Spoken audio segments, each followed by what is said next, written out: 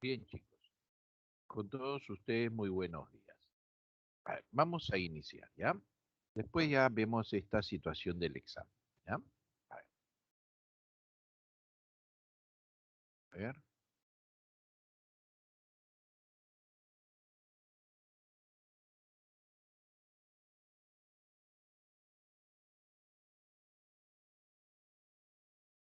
Ese es el tema que nos toca, bueno, los temas que nos toca ver el día de hoy, ¿ya? Nos toca ver tributos, cuentas, presupuestos, ¿no? Si tuvieran dudas respecto a cómo, algún punto de estos temas, por favor, por chat, hacer la pregunta respectiva, ¿ya? A ver, cuando hablamos de los tributos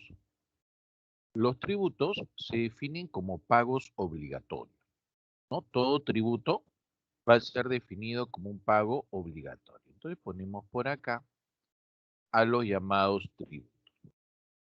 ¿Cómo se definen los tributos? Los tributos se van a definir como pagos obligatorios. Entonces, cualquier pago que tengamos que hacer de forma obligatoria, exigida por el Estado, se le va a llamar tributo. ¿Estamos bien? Estos tributos para el Estado van a significar ingresos, ¿no? Para el Estado. Entonces, ¿para quién lo paga? No, pues, ¿no? ¿Quiénes son los que pagan los tributos? Los que pagan los tributos somos nosotros, la llamada población, y también es el famoso Estado. Entonces, tanto la población como el Estado son los que pagan los tributos. Por lo tanto, para nosotros eso implicaría que nuestros ingresos se vayan reduciendo. Eso hace que estos tributos sean impopulares. ¿Por qué hace que estos tributos sean impopulares? Porque para quien los paga, que son la población y el Estado, eso involucra en una reducción de nuestros ingresos. ¿Ya? ¿Y el Estado qué hace con ese dinero? El Estado con este dinero va a poder cumplir su función, ¿no? Por ejemplo, va a permitir realizar construcciones, va a permitir al Estado mantener ciertos servicios, como es la educación, la prestación de salud, etc., ¿no? Ahora, estos tributos se van a dividir en tres bandos: impuestos, tasas y contribuciones, ¿no? En el caso de los impuestos, el problema es que los impuestos no generan contraprestación directa. Es decir, que cuando pagamos un impuesto no nos dan nada inmediatamente. La gente paga los impuestos y no recibe nada. Es por eso que son impopulares. Pero ojo, ah, Hayek, muy buenos días. Sí es cierto. Primero es el examen, pero ¿qué pasa? O bueno, ¿qué estoy notando que pasa? Que muy pocos de los estudiantes entran a su examen, ¿no? Por ejemplo, cuando iniciamos hoy día, habían 13 alumnos presentes, ¿no? A ver, vamos a ver cuántos hay ahorita. Vamos a salir un momentito. A ver, mira, supuestamente ya debió haber comenzado el examen y hay 19 estudiantes presentes, ¿no? 19, o sea que hay varios de sus compañeros que no está entrando al examen. A ver, y déjame ver cuántos son ustedes en el aula. A ver, un ratitito. Ya encontré su aula. Estamos hablando que son 76 miembros. O sea, hay 76 estudiantes, pero de 76 estudiantes, ahorita solo hay 19. Entonces, miren ustedes cuántos estudiantes no están entrando a su clase, ¿no? Entonces, eh, vamos a comenzar una breve teoría y de ahí entramos al examen. ¿Les parece? ¿Sí? Entonces, y si no dan el examen, pues el problema es que si no dan el examen no pueden. medir cómo estamos, ¿no? O sea, es muy importante dar el examen. ¿De acuerdo, chicos? A ver, entonces por acá sigamos. Bien. Ahora, estos tributos se dividen en impuestos, tasas y contribuciones, ¿no? El problema de estos impuestos es que estos impuestos no generan contraprestación directa. Es decir, la persona cuando hace el pago del impuesto hacia el Estado coge ese pago del impuesto, pero no le da nada directamente a quien lo pagó. El Estado lo destina para otras cosas. Entonces, al no recibir una contraprestación directa, eso hace que ese impuesto se vuelva bastante impopular, ¿no? Pero el hecho que se vuelva impopular no significa que sea malo, no. Ese impuesto es bueno. ¿Y saben por qué es bueno? Por las funciones que va a cumplir. Una de ellas es la de corregir las fallas de mercado, como es el caso de las externalidades negativas, ¿no? Ahora, cuando se habla de estas famosas fallas de mercado, las fallas de mercado son deficiencias que el mercado no puede solucionar por sus propios medios. A eso se le llama las fallas de mercado. A las deficiencias que el mercado no puede solucionar por sus propios medios. Entonces entendemos pues que el mercado no es perfecto, pues, porque si el mercado fuera perfecto, no tuviera fallas, pues, ¿cierto? Entonces, como hay fallas en el mercado, definitivamente el mercado no es perfecto. Y es real, no, no es perfecto. El mercado es como un cuerpo que funciona muy bien, pero es un cuerpo sin cabeza. No tiene cabeza, no tiene voluntad. Y al no tener cabeza, no tener voluntad, va a encontrarse varias fallas, ¿no? Y es ahí donde el Estado tiene que intervenir, pues. El Estado tiene que intervenir. Entonces, para que el Estado pueda intervenir con éxito, el Estado y el mercado deben ser lo suficientemente fuertes para actuar como complementos. ¿Ah? No estoy diciendo que el Estado entre como un ente interventor, ¿no? Que dirija el mercado. No, no, no. No debe ser un Estado metiche, debe ser un Estado complementario, un Estado que establezca las reglas de juego, ¿no? Por eso se dice un Estado regulador. ¿Ah? Ahora, ¿cómo hace el Estado para corregir esas fallas de mercado? Le cobra impuestos. Le cobra impuestos a aquellos que están generando la distorsión. Aquellos que están generando la falla de mercado, pues van a recibir la carga de un impuesto adicional. Como ellos no van a querer pagar ese impuesto adicional, pues ellos van a decir no, no va a ser la falla de mercado. Un ejemplo de falla de mercado es la externalidad negativa. La externalidad negativa es una falla de mercado. ¿Qué cosa es la externalidad negativa? La externalidad negativa es un efecto perjudicial, ¿ya? Un efecto perjudicial que genera una actividad económica, pero ese efecto perjudicial es asumido por terceros, ¿ya? Es asumido por terceros. ¿Quiénes son los terceros? Los terceros son aquellos que son ajenos a dicha actividad.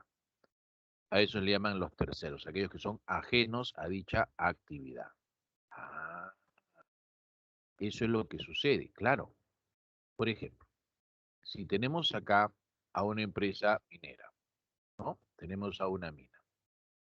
Esta mina, obviamente, producto de su actividad, esta mina va a generar contaminación. Es inevitable que genere contaminación.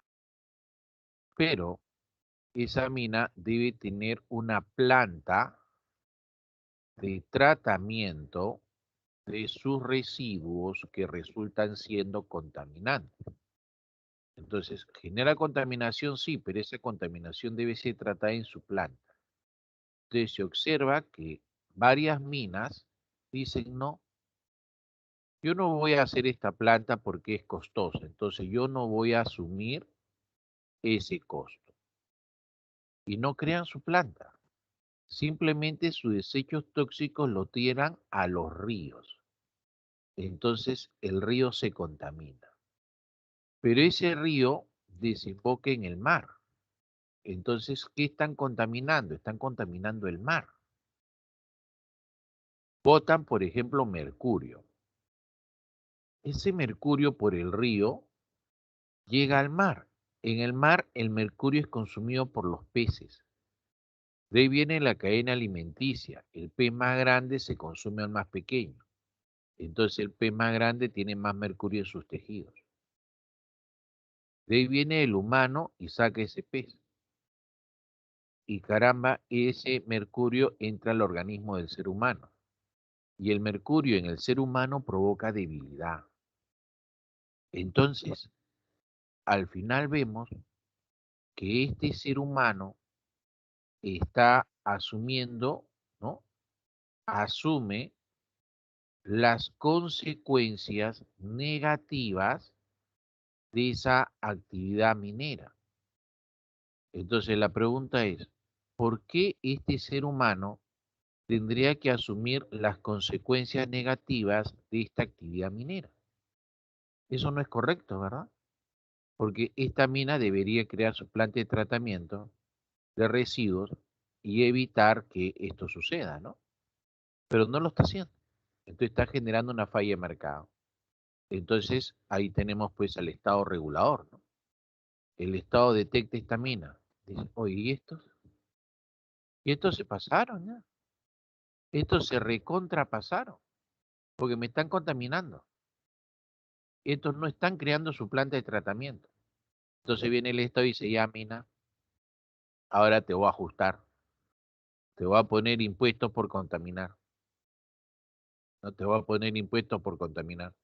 Y van a ser impuestos tan altos que a la mina le va a resultar más barato poner su planta de tratamiento. Entonces, ¿se dan cuenta por qué el Estado tiene que ser un Estado fuerte? Porque si fuera un Estado débil, ese Estado débil no podría generar esa contaminación. ¿Estamos bien hasta ahí? Ah, ya, profesor. No podría generar esa contaminación. Caramba. Entonces, definitivamente, el caso de los impuestos, pues, no es,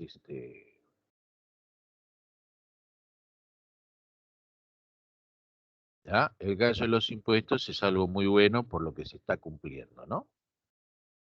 Ahora, si vemos acá la otra función que hice, la redistribución del ingreso. Esta redistribución consiste en realizar un nuevo reparto del ingreso, ¿no? En este nuevo reparto del ingreso, lo que se busca hacer es generar, ¿no? Una reducción de la desigualdad, ¿no? Reducir la desigualdad. Pero el problema es que en un sistema neoliberal en el cual estamos vigentes, donde su creador pues es Hayek, ¿no? En este sistema neoliberal dice, Estado, usted debe generar una mayor fuente de financiamiento a través de los impuestos indirectos. Pero el problema es que los impuestos indirectos están incluidos en el precio. Entonces por acá tenemos un precio de demanda que es igual a un precio de oferta más los llamados impuestos indirectos. ¿De acuerdo? Entonces tenemos acá lo siguiente, ¿no? Tenemos acá lo siguiente, que los impuestos indirectos están incluidos en el precio del producto, ¿no? Están incluidos en el precio del producto, ¿ya?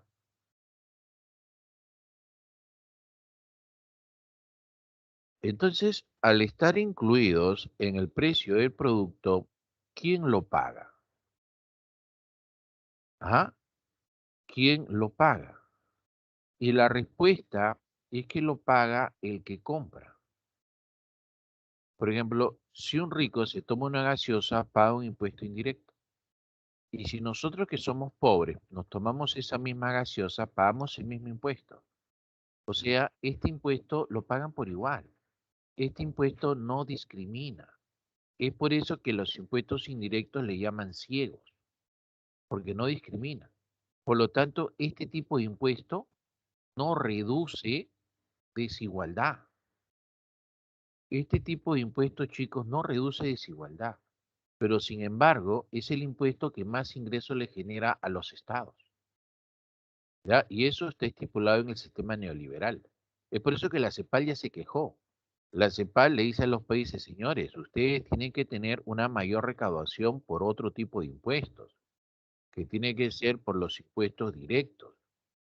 Entonces, estos impuestos directos son impuestos que recaen sobre las propiedades, son impuestos que recaen sobre los ingresos. Entonces, aquí, quien más tiene, más debe pagar. Entonces, de esa manera, si el que más tiene, más paga, de esa manera sí se reduce la desigualdad. Por lo tanto, acá hay una crítica, ¿no? Si acá claramente está diciendo que una función de los impuestos es la redistribución del ingreso, ¿no? Es una función que es la redistribución del ingreso, que implica pues realizar un nuevo reparto del ingreso para reducir la desigualdad. ¿Por qué razón los gobiernos sudamericanos tienen más ingresos en este tipo de impuestos, los indirectos, cuando estos impuestos no reducen desigualdad, ya que todos lo pagan por igual? ¿Verdad? Entonces nos están engañando, ¿no? Porque el mayor ingreso que deberían tener los estados es a través de los impuestos directos. ¿Está bien? Bien.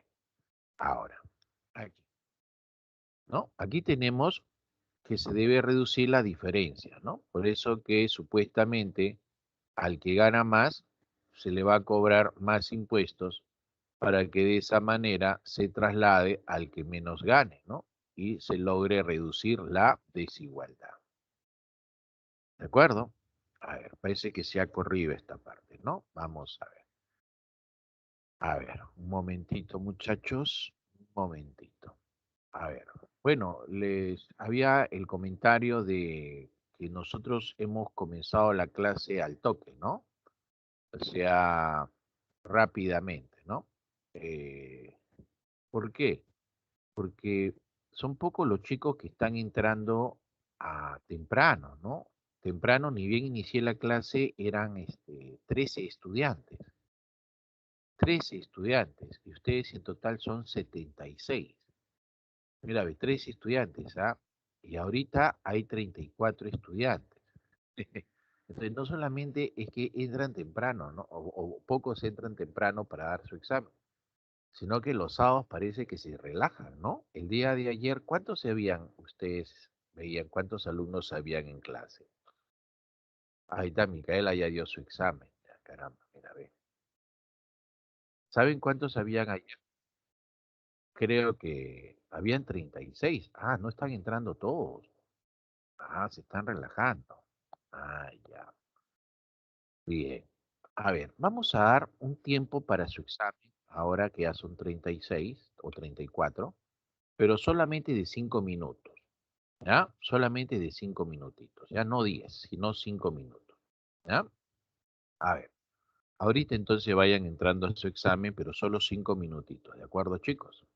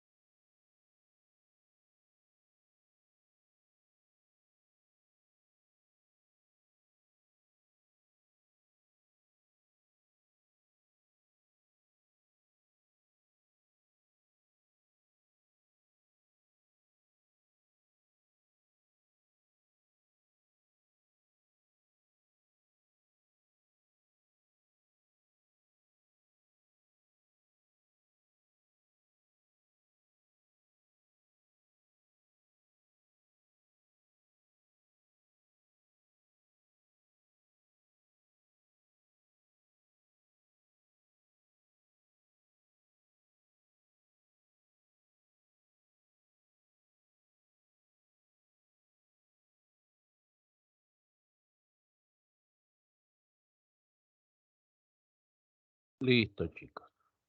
A ver, ya está.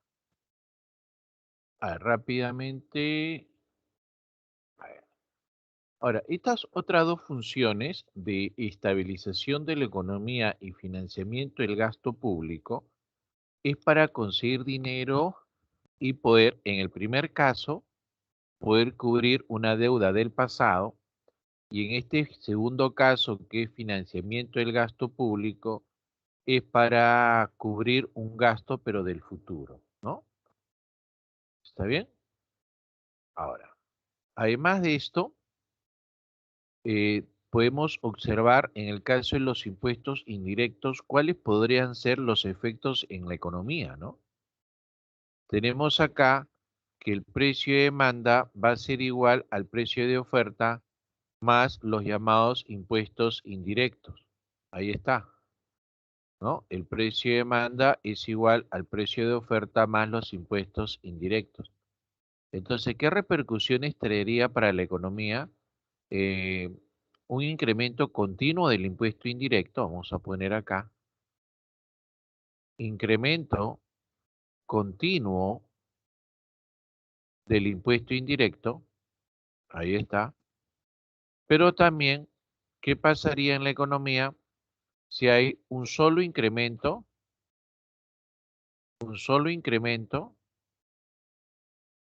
pero muy fuerte del impuesto indirecto? Entonces, las consecuencias pues no serían las mismas, ¿no? No serían las mismas las consecuencias. En el primer caso, si tenemos un incremento continuo del impuesto indirecto, cada vez que se incremente el impuesto indirecto, eso va a generar que el precio de demanda, que es el precio que usted paga a la hora que compra un producto, también suba de manera continua. Entonces, al subir este impuesto indirecto de manera continua, entonces significa que estamos viviendo un proceso inflacionario. Profesor, ¿por qué dice que va a subir el impuesto indirecto? Por la fórmula, pues, ¿no?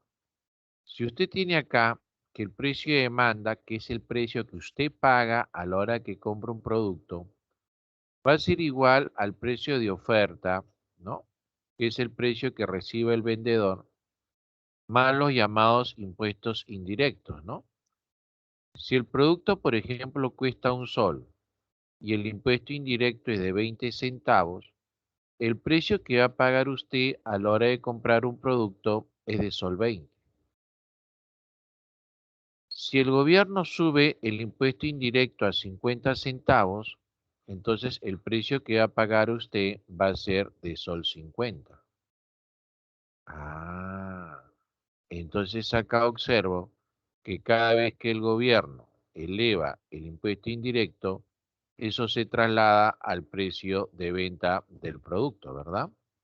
Es por eso que es lo que pasa, ¿no? Si sube el impuesto indirecto, va a subir el precio del producto. Pero como este impuesto indirecto está subiendo continuamente, eso hace que el precio de demanda también suba continuamente. Por eso se llama inflación. Muy diferente a este segundo escenario. En este segundo escenario, los impuestos indirectos están subiendo una sola vez, pero de manera muy fuerte. Eso va a conllevar a que el precio que paga usted, que es el precio de demanda, también suba una sola vez, pero de manera muy fuerte. ¿Está bien? Ahora, esta situación que aparece acá, ¿ya? Esta situación que aparece acá, eso no es inflación. Así, profesor, eso no va a ser inflación. No, eso de ahí no es inflación. ¿Por qué? Porque el concepto de inflación es un concepto que te indica aumento continuo y generalizado de los precios. ¿Estamos bien? Aumento continuo y generalizado de los precios. Y aquí no hay una continuidad. Aquí solamente los precios se están subiendo una vez. no hay continuidad. Por lo tanto, al no existir continuidad,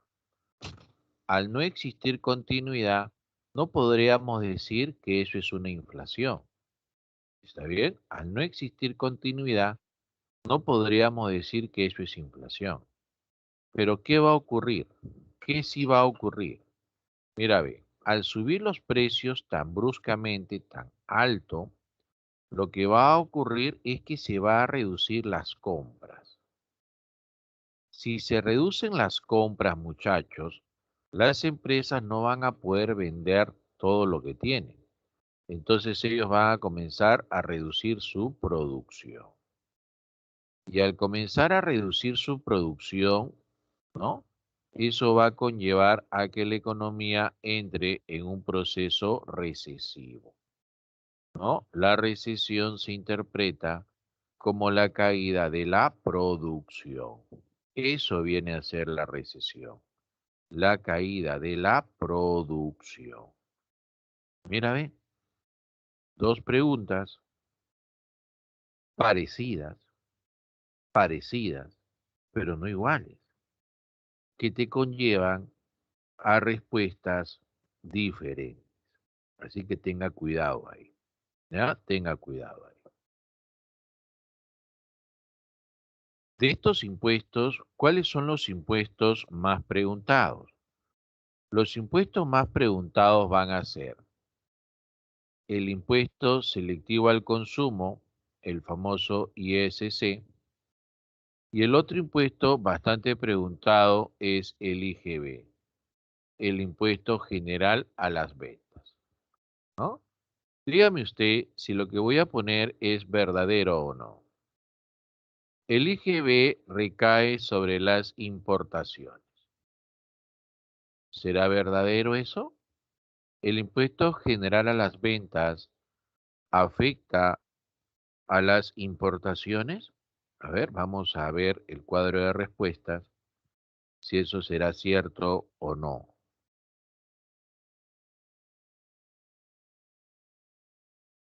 Muy bien, Micaela. Esto acá es verdadero. El IGB sí recae sobre las importaciones. A su propio, o sea que los productos importados no solamente tienen arancel, no, no solamente tienen arancel, sino también van a tener IGB. Aparte de que se afecta a los productos importados, también el impuesto general a las ventas recae sobre los servicios, ¿ya? Recae sobre la venta de bienes muebles. Los bienes muebles son aquellos bienes que vamos a poder mover con tranquilidad de un lugar a otro. Después de estos bienes muebles, también tenemos por acá a la primera venta de los bienes inmuebles. ¿Qué son los bienes inmuebles? Los bienes inmuebles son los bienes que están arraigados al suelo. Y también recae sobre las construcciones. Sobre todo eso recae el IGB. Por si acaso, en otros países como Colombia, Chile, no le llaman IGB.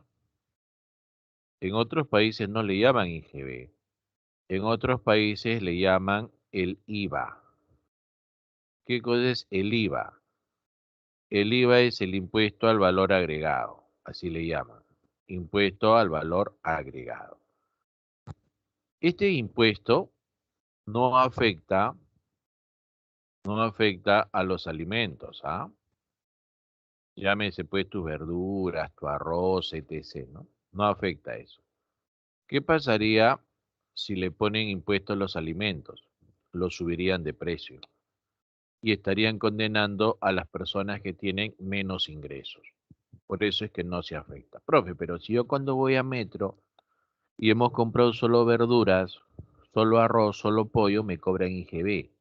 Sí, pero en este caso no te cobran IGB por el producto, sino te cobran IGB por el servicio que se está brindando ahí en Metro. ¿Se da cuenta? Por el servicio sí te cobran IGB, pero no te cobran el IGB por el pollo, por las verduras. Ah, ya, eso pasa. Ahora, el impuesto selectivo al consumo se le llama impuesto selectivo, o sea, es un impuesto donde se selecciona a los bienes que se le va a aplicar, ¿ya? Y se selecciona a qué tipo de bienes. Se selecciona a los bienes que son dañinos o son caros, ¿no? Los dañinos, pues, ¿cuáles son? Las gaseosas, el licor, el cigarro, el combustible diésel, ¿no? También cobran a los objetos de lujo, ¿no? A ese tipo de bienes se le cobra el impuesto selectivo al consumo, ¿ah? Así que por favor a recordar bastante esto. Con respecto a las cuentas nacionales, tenemos ahí al Producto Bruto Interno, ¿no? ¿Qué cosa viene a ser el Producto Bruto Interno? Es decir, el famoso PBI, ¿no? Recordando primero que este término interno puede ser reemplazado por el término geográfico o también puede ser reemplazado por el término doméstico, ¿no? Entonces usted puede decir Producto Bruto geográfico, Producto Bruto doméstico o Producto Bruto interno, donde el que es más usado, ¿cuál es? Es el PBI, ¿verdad? Ese es el que resulta siendo más usado. Muy bien, pero ¿qué significa cada uno de esos términos? Miren, ve, ahí está. Vamos a ponerlos todos de una vez para poder leerlo. Mire, ve. El término producto significa valor monetario de los bienes y servicios que resultan siendo finales. ¿Ya? Valor monetario de los bienes y servicios que resultan siendo finales. El término interno es un concepto territorial. El término interno significa que es hecho dentro de un país. ¿Ya?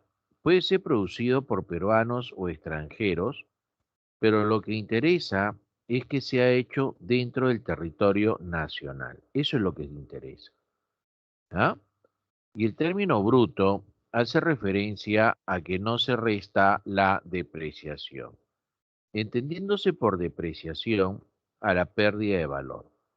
Las cosas pierden valor porque se usan, ¿no? Y obviamente cuando se usan implica pues que se tiene un desgaste, pero también las cosas pierden valor por el avance de la tecnología.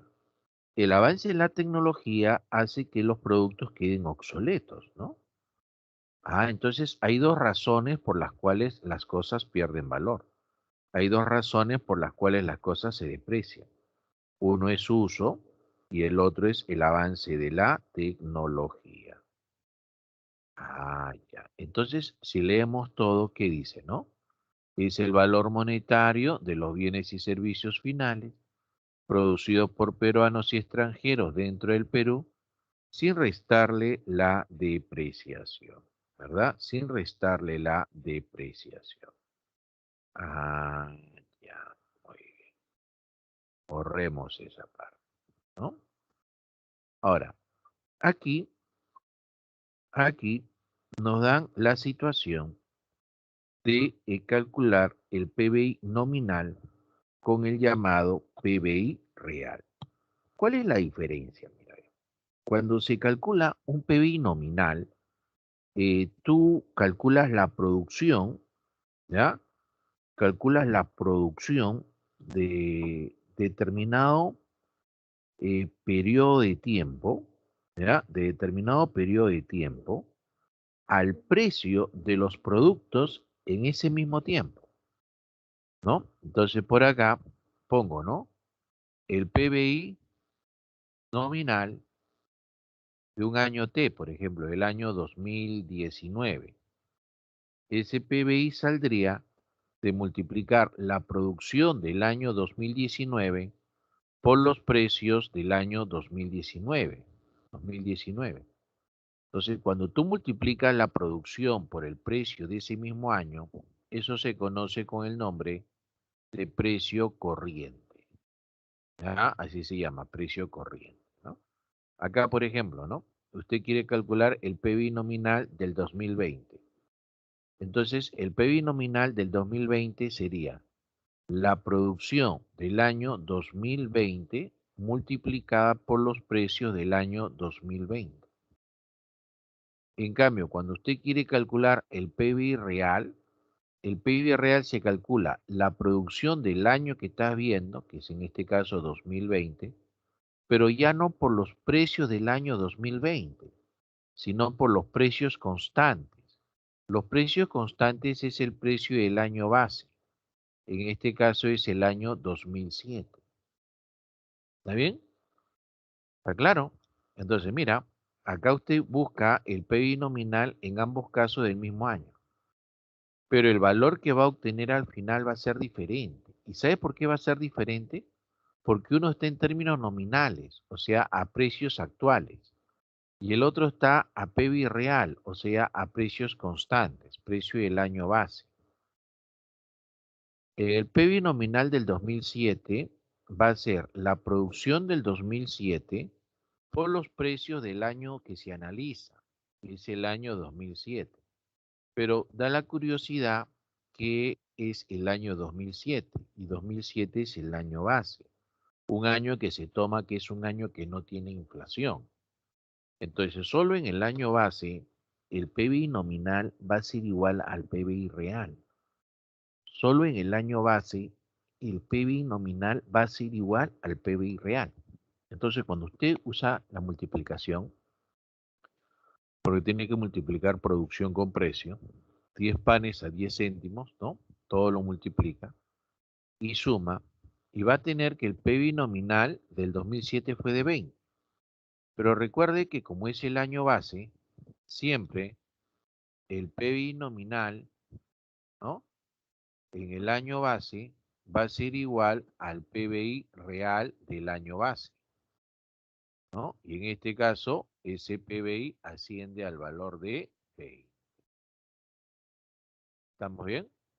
Ahora, si queremos en el 2020, hacemos la multiplicación y nos sale que el PBI nominal del año 2020 asciende a 129. En el caso del real, cuando tú multiplicas y sumas, llegas a que el PBI real del 2020 es de 37. Entonces, ¿por qué razón el PBI nominal del 2020 superó al PBI real del 2020? ¿Qué pasó? Si al final nos damos cuenta que la producción en ambos casos es la misma, ¿no? Si la producción en ambos casos es la misma, ¿por qué razón el nominal fue mayor al real?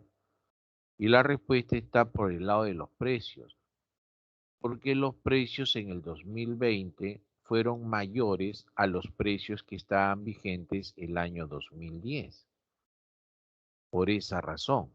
Entonces, asumimos que hay un proceso inflacionario. Entonces, cuando usted tiene que el nominal supera el real, es sencillamente porque hay una inflación. ¿Estamos bien? Profesor, ¿y por qué el nominal es igual al real? Porque como es el año base, es un año sin inflación. Es por eso que son iguales. ¿Ah?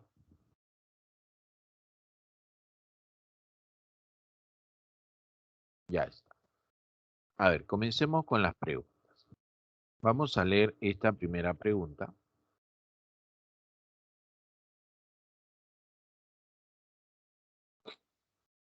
Ah, ya.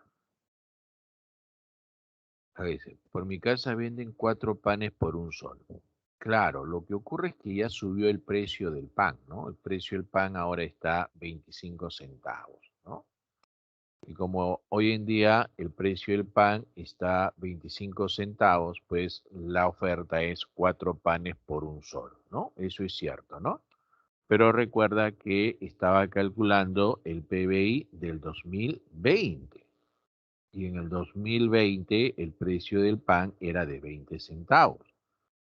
Si quisiera calcular el PBI nominal del 2021, ahí sí tendría que multiplicar cada pan por el precio de 25 centavos, ¿no? Porque recién este año el precio del pan ha subido. ¿De acuerdo, chicos? O sea, no vayan a perder esa situación de foco, ¿ya? Ahora, en esta pregunta dice,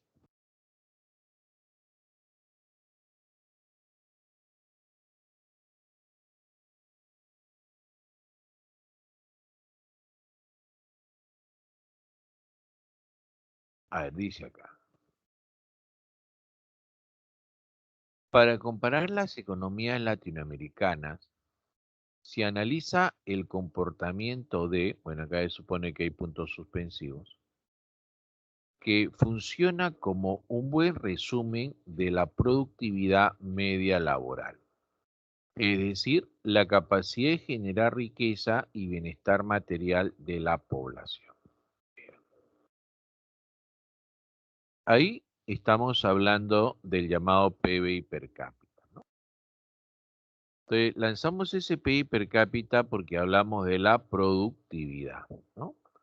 Cuando se habla de la productividad, se habla de la eficiencia, ¿no? De eso se habla, de la eficiencia.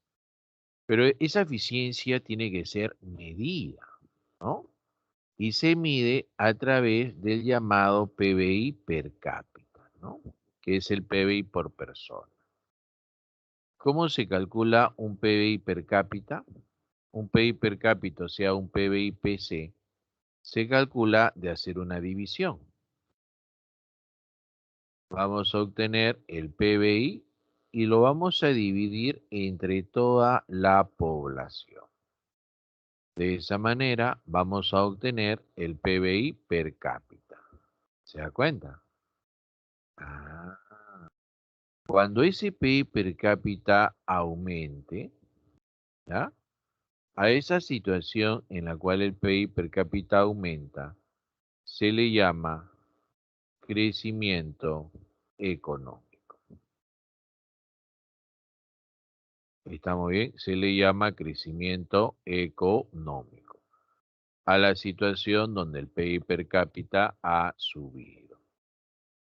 Pero, profesor, si ese PIB per cápita sube, entonces estamos creciendo, lo cual es bueno o no es bueno, profesor. Bien, el problema es que no solamente tenemos que crecer, también tenemos que repartir esa riqueza, ¿verdad? Tiene que ver con el reparto. Y ese reparto está en el ámbito de la distribución de la riqueza. Y cuando hablamos de la distribución de la riqueza, hay mucha desigualdad. Eso es lo que ocurre. Hay mucha desigualdad, ¿no? En teoría económica hay algunos que sostienen que sí es posible crecer y repartir de forma simultánea. Pero hay otros que sostienen que lo que tiene que pasar es primero que la economía tiene que crecer y luego que haya crecido, en un segundo momento tiene que preocuparse por repartir. Esta segunda idea, en la cual te dice que primero que hay que crecer y luego repartir, implica pues que nuestra economía es como si fuera una vasija, un recipiente, ¿verdad? Entonces, lo primero que tiene que darse es que tenemos que crecer, o sea, el agua va subiendo, vamos llenando esta vasija y en algún momento esa vasija estará llena. Y cuando esté llena, entonces va a comenzar a gotear. Si es que seguimos echando más agua, ¿sí o no? No sé si recuerda Toledo que decía el efecto chorreo, ¿no? Entonces Toledo era bastante práctico. Toledo decía, creía pues que primero hay que crecer para luego repartir, ¿no? Ah, su profe, solo que no lo entendíamos, ¿no? Entonces, nuestra economía nunca llegó a crecer lo suficiente, ¿ya? Nunca llegó a crecer lo suficiente para que comience a haber el famoso chorreo, ¿no? No se dio. El crecimiento que tenemos todavía es muy poco, ¿no? Nuestro PIB per cápita es más o menos de 6.995 dólares, que es muy bajo. Los uruguayos tienen un PIB per cápita de 16.190 dólares. O sea, Uruguay tiene casi 3 veces el PIB per cápita que tiene el Perú. Imagínate, casi 3 veces. ¿Ya? Entonces todavía nosotros estamos bajo. Nuestra productividad tiene que elevarse. Todavía no es suficiente ese crecimiento económico que hemos tenido. ¿Ah? Bien, entonces la respuesta en la 1 sería pues la alternativa C. En la pregunta número 2, ¿no? En la pregunta número 2 nos dice, son indicadores del comportamiento de una economía en un periodo determinado. Se obtiene de agregar el valor de las actividades económicas realizadas por los residentes y no residentes de un país. Cuando se habla de los residentes, se habla de todo aquel que habite de forma continua dentro del país, ¿verdad? ¿Cierto? Y cuando se habla de los no residentes, se habla de aquellos que no habitan dentro de un país, ¿no? Pero que también su producción, pues obviamente nos tendría que interesar, ¿no? Ejemplo de esto, podríamos poner a la producción que hace Cola Real. Cola Real es una empresa que es peruana, ¿verdad? Cola Real es una empresa que es peruana. Pues sí, pues, profe, Cola Real es una empresa que es peruana. Pero Cola Real, chicos, está en México también. Entonces, Cola Real produce gaseosas en México. Y esa parte nos interesa, ¿no? Porque eso va a formar parte del Producto Bruto Nacional peruano. ¿Y por qué va a formar parte del Producto Bruto Nacional peruano? Porque es una empresa peruana, ¿no? Y nos interesa toda la producción que hagan las empresas peruanas en cualquier parte del planeta. Ah, así funciona, así es. Y todo eso, muchachos, están dentro de las llamadas cuentas nacionales. Ahí está. Todo eso está dentro de las cuentas nacionales. Las cuentas nacionales es el registro de la producción que tenemos, que puede, por ejemplo, tener a un agregado llamado el Producto Nacional Bruto, ¿verdad? El Producto Nacional Bruto. Este Producto Nacional Bruto, ¿ya? Este Producto Nacional Bruto, ¿no? Acá tenemos el término nacional, mira, ve. Este término nacional, ¿qué significa? Este término nacional significa hecho por peruanos, ¿ya? Hecho por peruanos dentro o fuera del Perú, ¿ya? Entonces, no nos interesa el espacio geográfico donde haya sido elaborado, ¿verdad?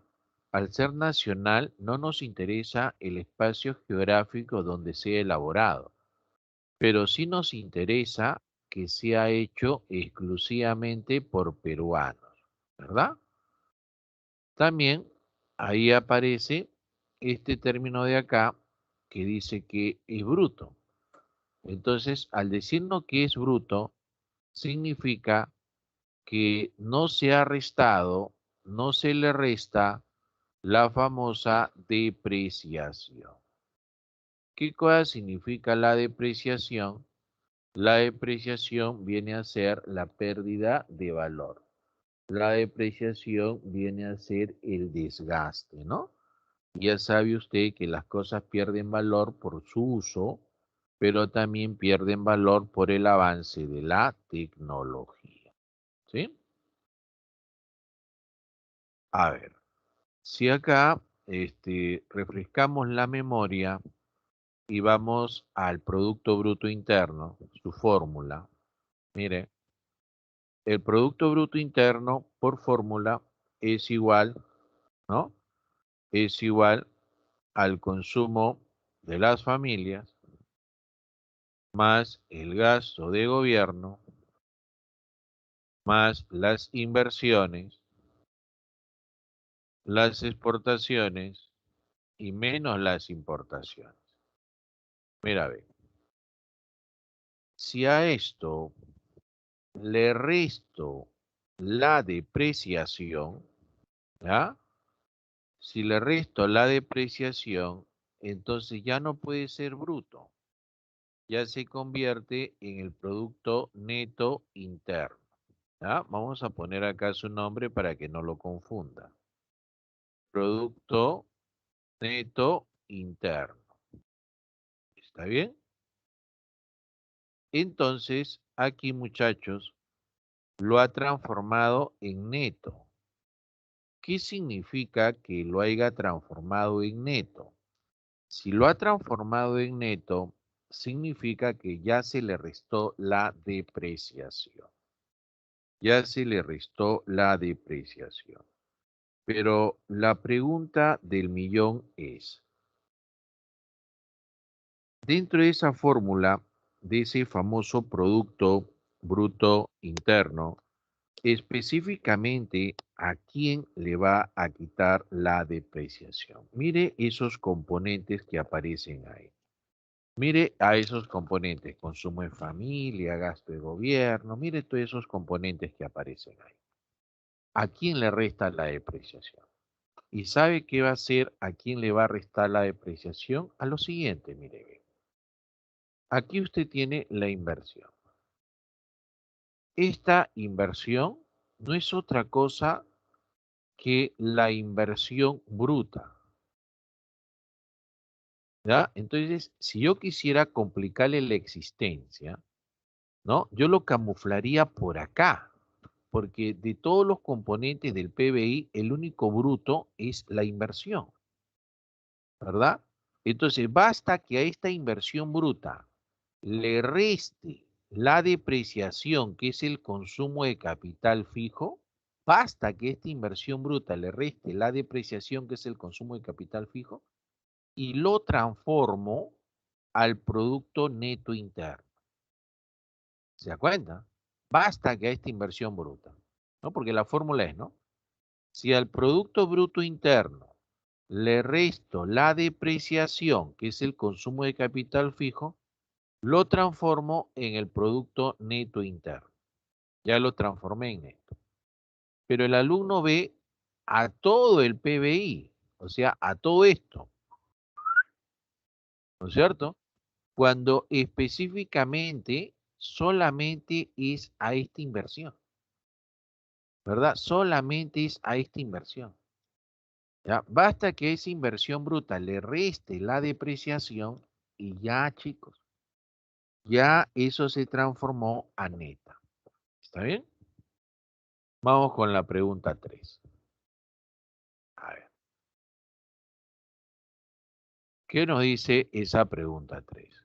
Nos dice, según la proyección de las agencias clasificadoras de riesgo crediticio, en la economía peruana subirá el costo del crédito de largo plazo para las empresas. Esto tendrá repercusión directa, pues podría afectar las expectativas de...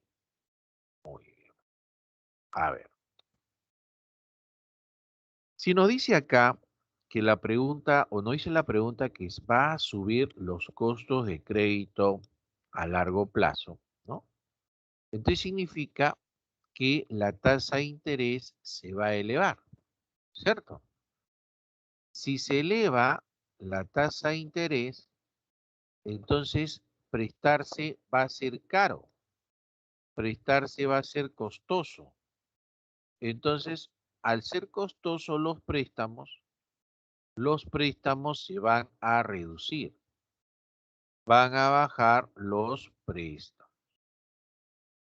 Si bajan los préstamos, entonces eso va a traer como consecuencia que la gente reduzca su consumo porque se va a prestar menos dinero, pero también va a traer como consecuencia que baje el nivel de inversión, ¿no?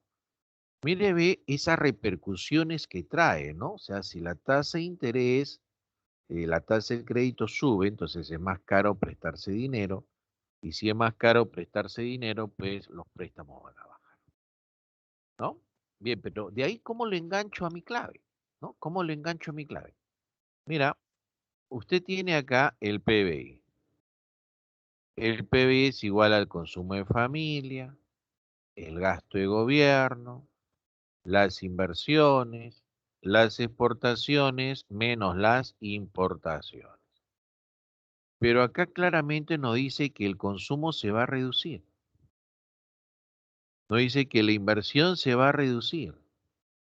Entonces, si está bajando el consumo y está bajando la inversión, ¿qué va a pasar con el PBI? Va a bajar, pues. El PBI va a bajar. Ahora, el crecimiento económico se ve en base al PBI per cápita. Este PBI per cápita es igual al PBI dividido entre toda la población. Entonces, si el que está arriba baja, ¿no? Si está reduciéndose el Producto Bruto Interno, ¿qué va a pasar con todos estos componentes? Todo esto va a bajar. Entonces, definitivamente, eso va a golpear nuestro crecimiento, ¿no? O sea, va a golpear, ¿no? Crecimiento económico. La respuesta ahí sería la alternativa B. ¿De acuerdo? Ahí parece que se han tranqueado porque no han dado clave, muchachos. ¿Qué tal? ¿Estamos bien entonces con esta pregunta? ¿Sí? Bien. A ver, sigamos con la pregunta número 4.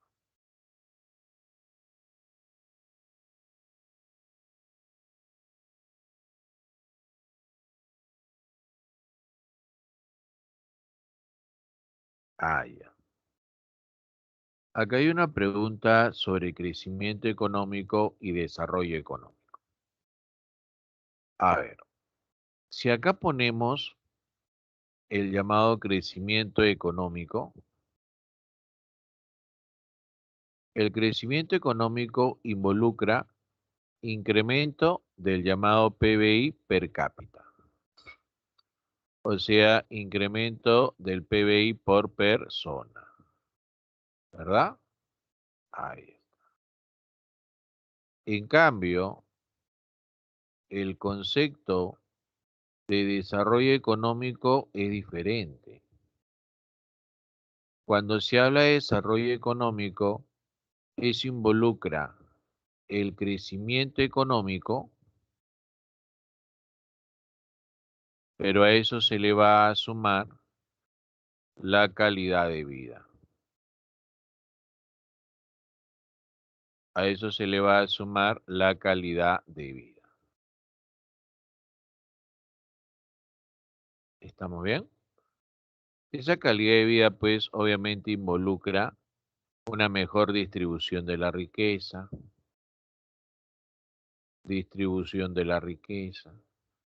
mejores ingresos para la población, mejor educación, salud, ¿no? Eso involucra. Entonces, no es lo mismo. No es lo mismo el concepto de crecimiento económico con el concepto de desarrollo económico. Hay una diferencia, ¿no? ¿No? ¿Usted ha escuchado hablar de los países desarrollados? Seguramente sí, ¿verdad? Alemania, Francia, etc. No son países desarrollados.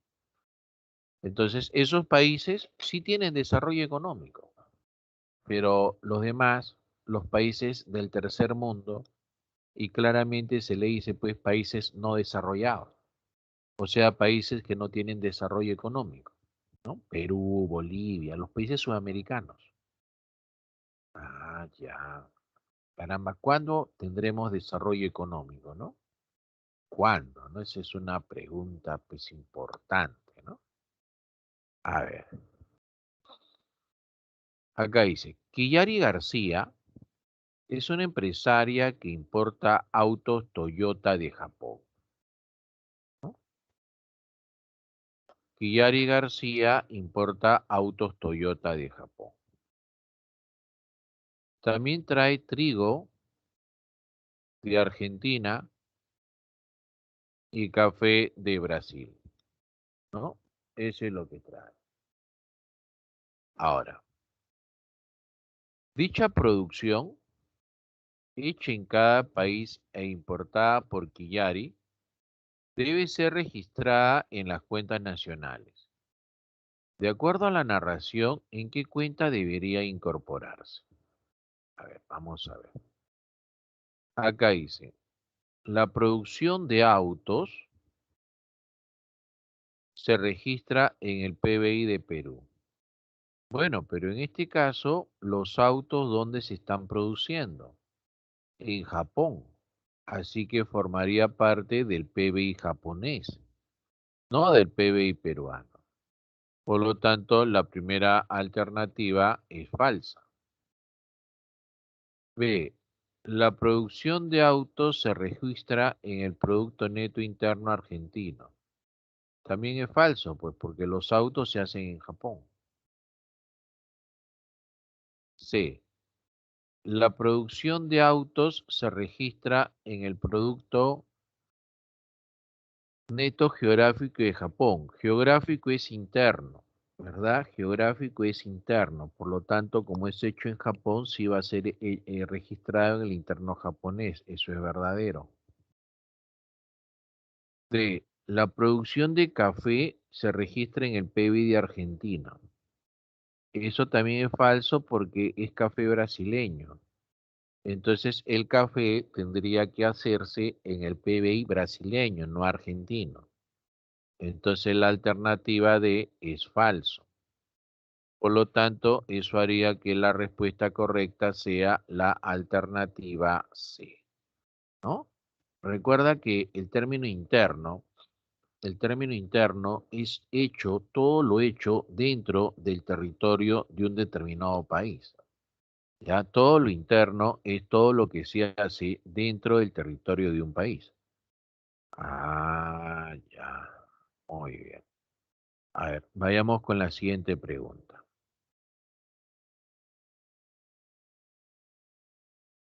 A esta.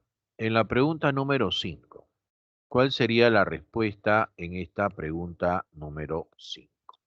¿No? En esta pregunta número 5 dice, ¿no? Cola Real, ¿no? Una empresa peruana desde hace varios años tiene su planta productora de gaseosas en México, ¿no? Tiene su planta productora de gaseosas en México. Todos los días combinan los factores productivos para poder elaborar dicha bebida. ¿En qué tipo de agregado debe decir, no? ¿En qué tipo de agregado sería correcto su registro? Bueno, a ver, si acá está México, vamos a poner acá México, y acá tenemos a Cola Real.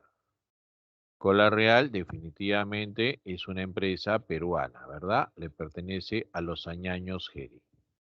Muy bien. Pero ¿qué ocurre? Esta producción se está haciendo dentro de México.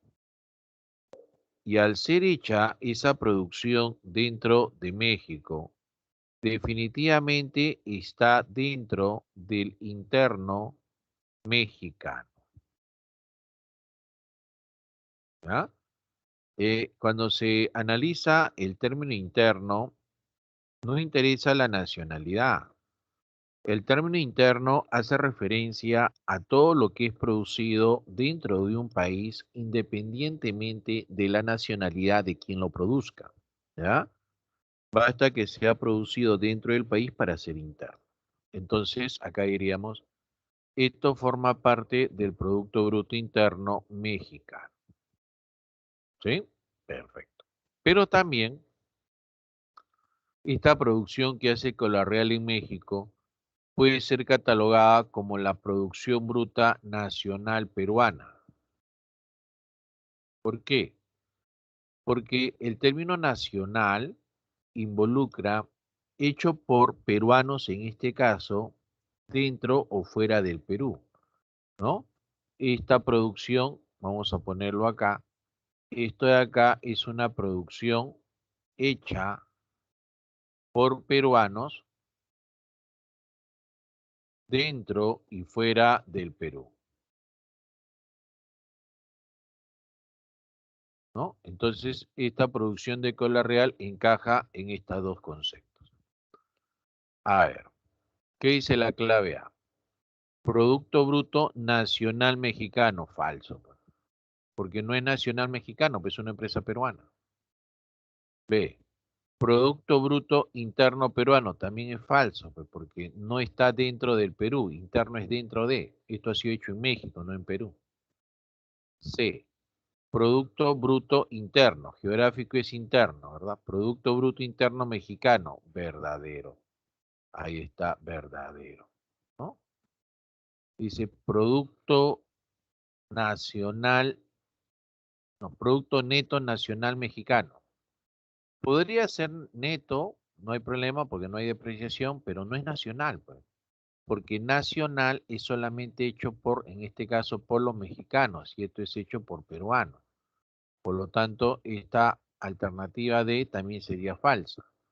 Así que lo correcto en esta pregunta 5 vendría a ser la alternativa C, ¿no? La alternativa C vendría a ser la clave correcta, ¿sí? A ver, vamos con la pregunta número 6. A ver, ¿qué dice la pregunta 6? Dice, a ver, el PBI nominal, el PBI nominal es igual al PBI real en el año base, ¿no? Es igual en el año base, ¿no? El PBI nominal es igual al PBI real en el año base. Y eso es verdadero. O sea, solo en el año base, el nominal y el real es igual, ¿no? Entonces acá podemos poner, ¿no? En el año base, que es un año sin inflación, tengo que el PBI nominal se iguala al PBI real. Pero ya, si manifestamos que hay inflación, definitivamente el PBI nominal va a superar al PBI real, ¿no? Y si hablas que en la economía existe una deflación, o sea, un descenso de los precios, voy a tener que el PBI real va a superar al PBI nominal.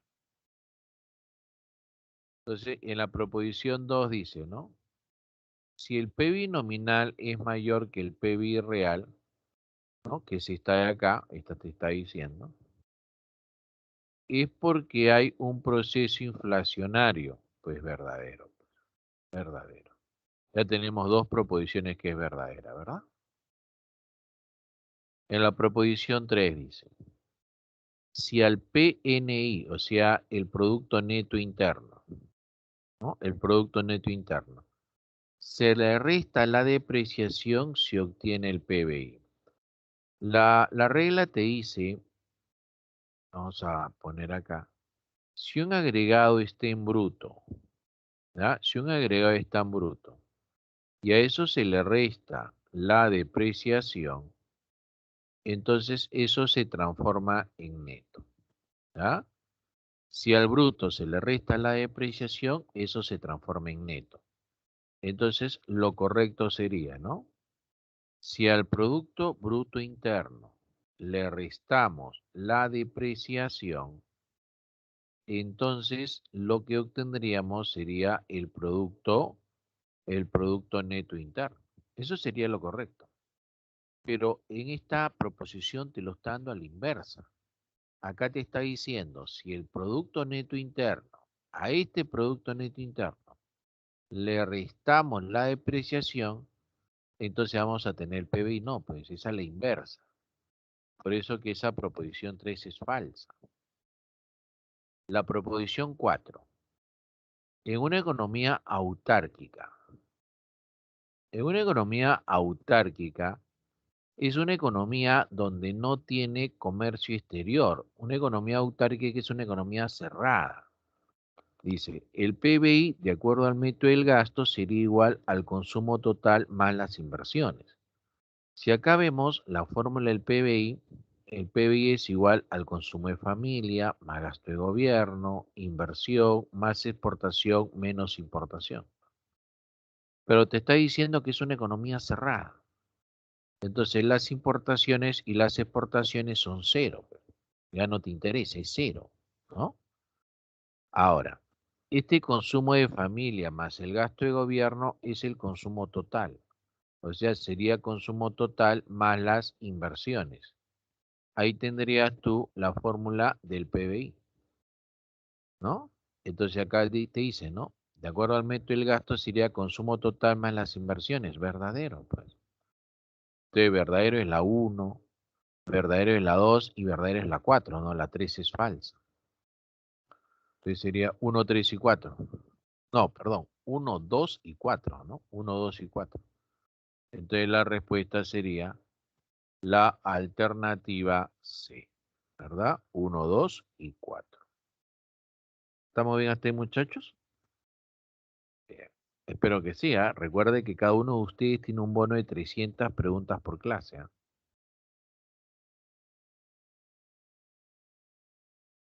7. ¿Qué dice la 7? A ver,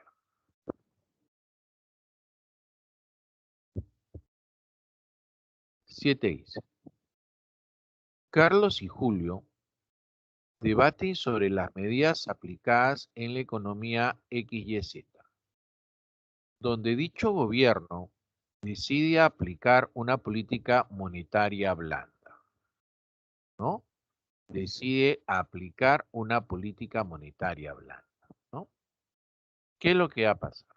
A ver, esta es una pregunta muy bonita porque acá está mezclando lo que es política económica con cuentas nacionales, ¿no? Entonces, el Banco Central de Reserva, que es el encargado de aplicar esa política monetaria, se dice que es blanda cuando el BCR aumenta, decide incrementar la masa monetaria. ¿Está bien?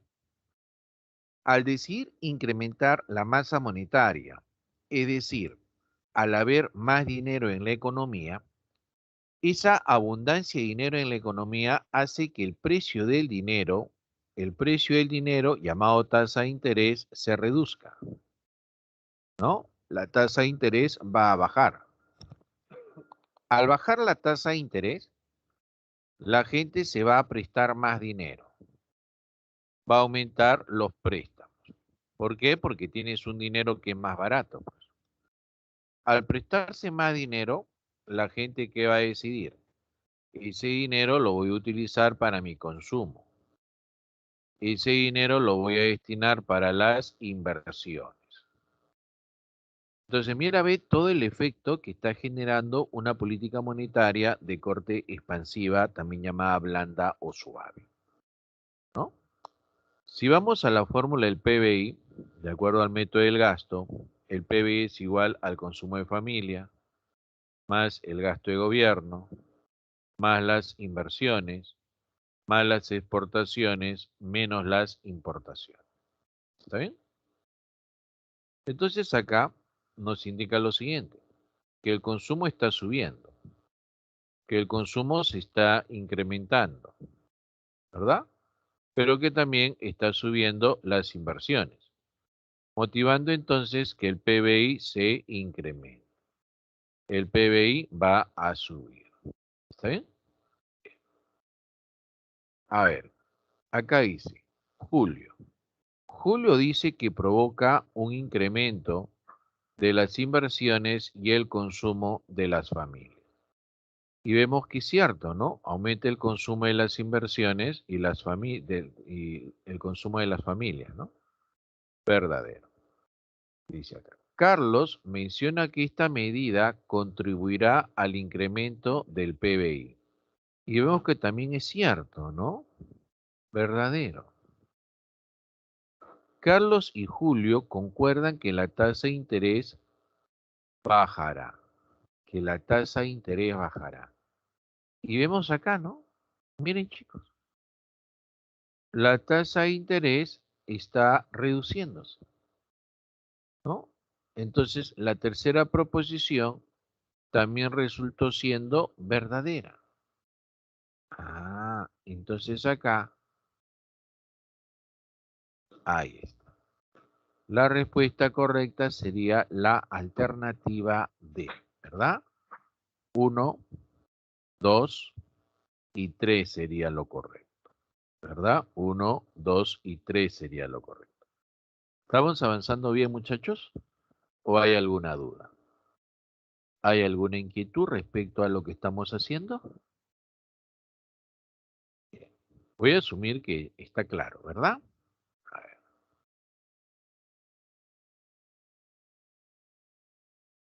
Ahí tenemos la siguiente pregunta. Pregunta número 8, ¿no? Pregunta número 8. A ver.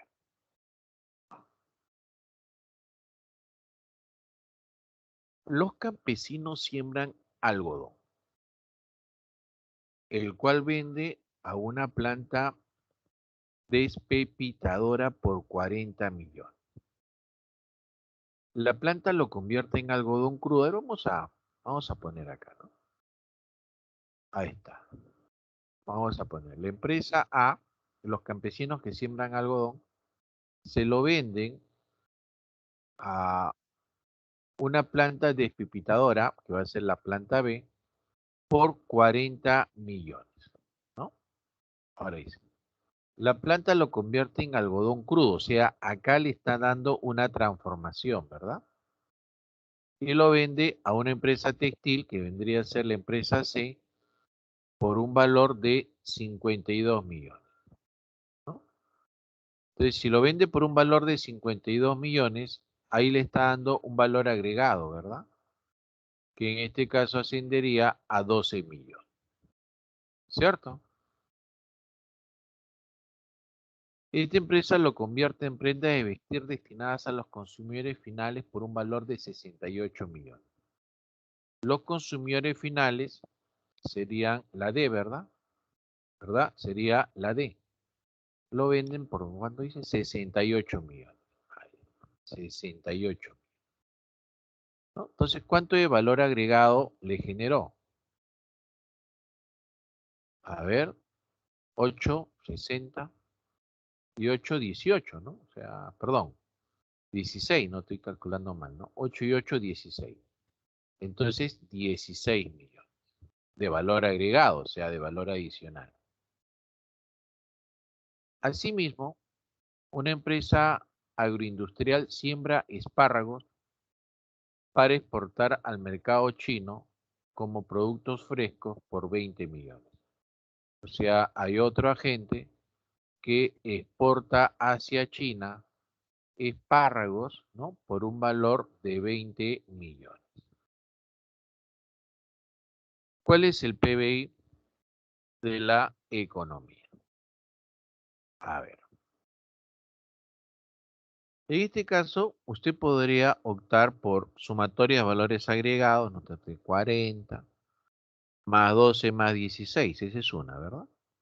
Lo otro es simplemente registrar el valor final. Entonces, acá usted registraría los 68 millones que se ha hecho en ese proceso desde el campesino, ¿no? Hasta esa que destina en prendas finales y lo vende pues a las familias, ¿verdad? Ahora, la otra parte dice, se produce productos agroindustriales que se venden por un valor de 20 millones. Entonces, como ahí se está exportando, Como ahí se está realizando la labor de exportación, esto también va como final. Entonces, estos 20 millones también van a ser registrados. Por lo tanto, tendríamos ahí un valor de 88 millones de soles. Entonces, la respuesta ahí sería la alternativa B. ¿De acuerdo? La alternativa B.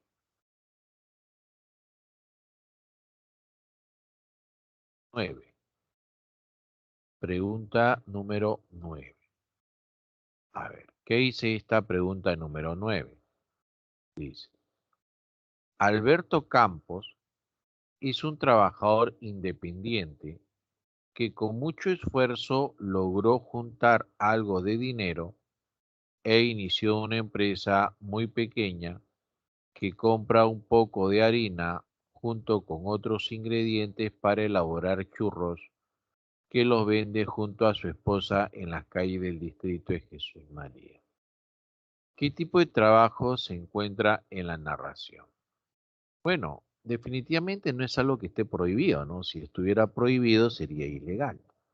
Ilegal como la droga, el tráfico de órganos humanos, la trata de personas, eso sería ilegal. Acá no hay nada relacionado a lo ilegal.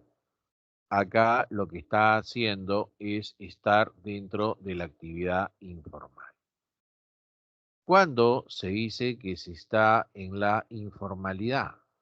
Se está en la informalidad cuando no hay registro de las actividades que se están haciendo, ¿verdad? Y si no hay registro de esas actividades que están haciendo por haber caído en la informalidad, entonces pues están evadiendo tributos, ¿verdad? ¿Por qué razón están evadiendo tributos? Porque no están declarando los ingresos. No van a declarar los ingresos, entonces ellos cometen ahí evasión tributaria. ¿De acuerdo, muchachos?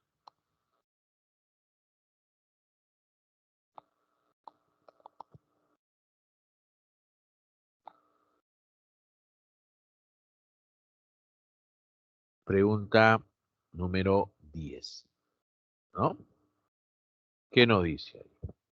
Las actividades económicas productivas pueden realizarse de manera formal, informal e ilegal. Ajá. Las tres en la economía peruana se caracterizan por su baja productividad comparándolas a las economías desarrolladas. Bueno, eso es cierto, ¿no? Por ello se puede afirmar que las actividades generadas por los vendedores de caramelo en los micros de Lima metropolitana, bueno, la venta de caramelos es informal, pues, informal, ¿no? La trata de personas, no, esa trata de personas sí es ilegal.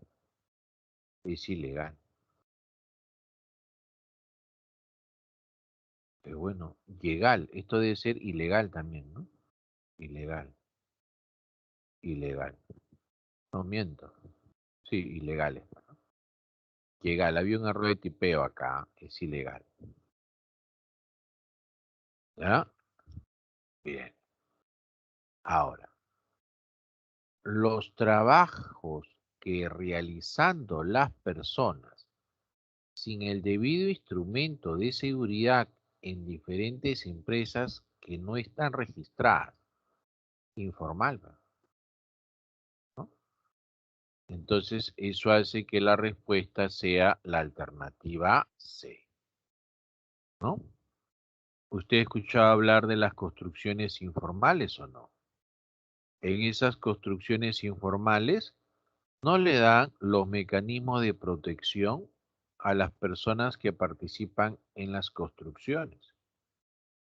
Ah, ¿no? Caramba. A ver, creo que hay tiempo para una más. 11, ¿no? 11. La venta de ropa de marca Adidas adulteradas es considerada como piratería. No, piratería es cuando es derecho de autor, ¿no? Derecho de autor. ese es piratería. Acá es delito de falsificación, no es delito de piratería. ¿Ya? Entonces la primera es falsa, ¿no? 2. La informalidad es el soporte de las personas que no logran ubicarse en el sector formal. Bueno, eso sí es cierto, ¿no? Es una de las definiciones de la informalidad, ¿no? O sea, dicen, la informalidad, ¿por qué razón existe? Porque el sector formal, pues, no puede acoger a todos los que están en la formal, a todas las personas que salen a buscar trabajo, ¿no? 3. Las personas que se encuentran en la ilegalidad evaden tributos. Eso es falso. Los que están en la ilegalidad no pueden evadir tributos. ¿Por qué razón? Porque las actividades ilegales no tienen tributos, pues. La droga, la prostitución no tienen tributos. El Estado los combate. Estamos bien, por lo tanto la 3 es falsa. Ellos no pueden evadir tributos porque no tienen. Entonces lo correcto es la proposición 2. Entonces la respuesta ahí sería entonces la alternativa B. ¿Ya? Esa sería la respuesta correcta. Bien, chicos. Ahora sí. Hemos llegado al final, muchachos. Ya nos estaremos viendo la próxima semana, muchachos.